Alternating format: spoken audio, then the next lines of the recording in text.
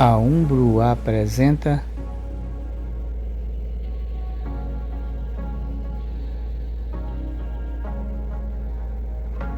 a palavra do presidente. Homens discípulo, homens no reino, somos um. Olá, tudo bem? Bom dia. Mês de julho, hein? Começando aí o segundo semestre de 2026. Como o tempo voa, né? Muita gente ainda tá vivendo o momento da Copa do Mundo. Nós já passamos essa fase da Copa do Mundo agora. Temos que ver a Copa de Deus.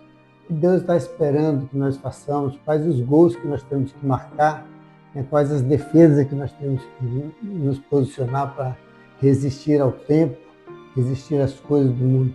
E nada melhor do que você voltar ao início para que a gente possa entender melhor o que Deus de fato quer que a gente faça. Porque lá em Gênesis, no capítulo 1, fala que criou Deus o céu e a terra. Mas lá quando criou o céu e a terra, Deus já havia sido criado. Ele é o primeiro, ele é o único, ele é o principal. E nós não somos criaturas feitas por nenhuma motivação. Nós somos criaturas feitas por uma razão, por uma motivação. Como nós tivemos o começo, nós tivemos um início, tivemos um Criador que foi Deus, ali marcou também o início do nosso relacionamento com Deus. Em Gênesis, nós temos o relacionamento com Deus. Começa o homem a se relacionar com Deus. Mas começa também o processo de percepção do amor do homem para com Deus. Porque o amor de Deus para com o homem é independente. Qual é o pai que não ama seu filho determinadamente, né? Então, o amor de Deus para com nós, ele não depende do nosso amor da gente para com ele. Ele já existe naturalmente. Mas nós, muitas vezes, deixamos de amar a Deus. Passamos a substituí-los por coisas, por bens, por ações, às vezes por outras pessoas, às vezes por momentos. E isso tem consequências, tem fatores que nos distanciam de Deus. E quem é Deus nesse meio dessas coisas? Deus vem, então, cria o homem, cria a terra, cria todo o universo. Então Deus é o poder. Deus é o poder. Quando nós, numa terra minúscula dessa, diante do universo, nós temos um Deus que nos cria e nos dá importância e nos conhece pelo CPF. Então Deus é o poder. Mas Deus também é a soberania. Deus é o soberano. Deus é o que estabelece tudo, sabe das consequências que vai acontecer até nos nossos atos, antes dos nossos pensamentos. Mas como a gente vai crescendo através desse Deus, através de Gênesis, o que a gente pode ainda buscar lá na origem? Como foi a visão do mundo, né? Como que Deus pensou essa criação, como Deus pensou esse homem, esse relacionamento. Deus certamente queria que tivesse um homem, uma geração, uma humanidade centrada, centrada em Deus, concentrada nos seus pensamentos, no seu amor. A Terra e os habitantes, eles não são acidentes evolutivos despido de moral e de significado espiritual.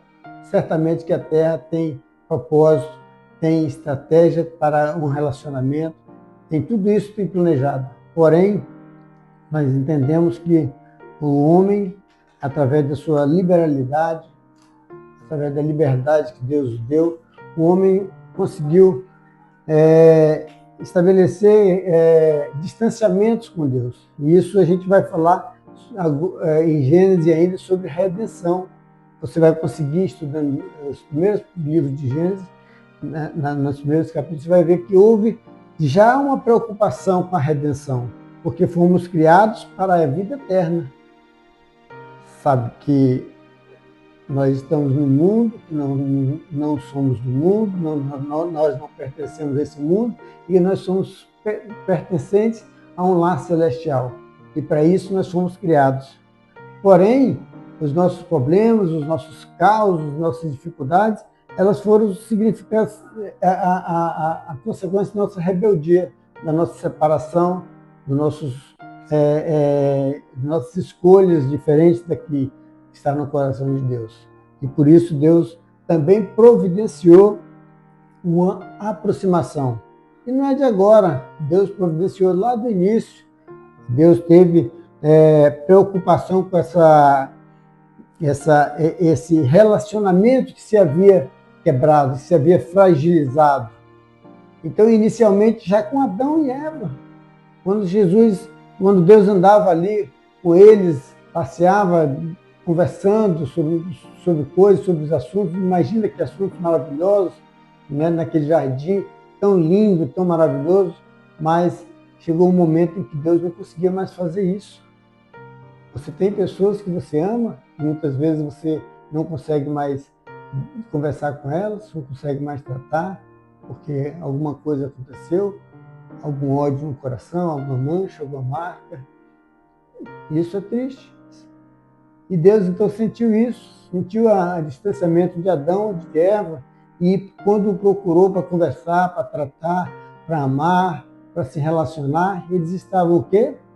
Escondidos. Estavam envergonhados. Ó, por quê? Porque tinham pecado. Estavam nus. E ainda assim Deus, sabendo do pecado, sabendo do erro, Deus foi lá e mandou que eles se vestissem. Deus providenciou, para nós termos um novo relacionamento, vistam as roupas, se vistam das armaduras, vistam das proteções, se revistam. Se você se está sentindo nu, desprotegido, afastado, frágil, fragilizado, busque proteção, busque ajuda na palavra do Senhor, busque ajuda no seu pastor, busque um aconselhamento. Não se distancie cada vez mais, não se esconda, não fique atrás da árvore, não fique com medo, mas reaja, vá atrás de resolver o seu problema. Deus providenciou essa redenção colocando roupas em Adão e Eva e voltou a ter contato com eles, conversar com eles. Pelo menos o contato. Deus fez isso também quando a geração estava corrompida, com Noé. Noé, separa a tua família, porque tu és um homem justo, tu és um homem que nós temos relacionamento. As demais pessoas não têm relacionamento comigo, então separa a tua família e nós vamos continuar com o nosso relacionamento. Noé separou sua família na arca e só Noé e sua família teve o privilégio de continuar o relacionamento maravilhoso com Deus. Noé também fez isso com Abraão, separou Abraão da idolatria, das coisas que distanciavam de Deus e fez ele um provedor de grandes nações. E assim tem sido Deus, tem criado grandes espaços, grandes oportunidades e por fim, quando a gente vira a Bíblia todinha e vai lá no Novo Testamento, ele manda o próprio Filho para que nosso relacionamento com Deus seja aperfeiçoado, seja amadurecido, seja restabelecido e a gente ame a Deus, ame ao próximo, ame a nossa família, ame as pessoas. Isso trata de amor, trata de cuidado, trata de relacionamento. Eu queria finalizar, e lá em Gênesis diz que existe uma matemática muito clara. A obediência, ela traz a salvação. Então, eu quero deixar essa palavra no seu coração. Se você escutou tudo isso que eu falei e não gravou nada ainda, mas grave essa palavra, obediência. Sejamos obedientes à palavra do Senhor. Sejamos atentos ao que Deus está falando conosco. Entenda o que Ele quer falar no teu coração. O que Ele precisa que você faça. Onde Ele quer que tu coloque as plantas dos teus pés. Tanta gente precisando de uma palavra, de um conforto, de um aconselhamento, de um abraço. Apenas uma visita, apenas um telefonema. Quanta gente precisando de uma atitude sua. Dê o seu passo, dê o teu primeiro passo. E a obediência vai trazer para você a salvação, vai trazer a alegria, vai trazer a transformação do seu coração em tristeza, em alegria, em ódio, em perdão.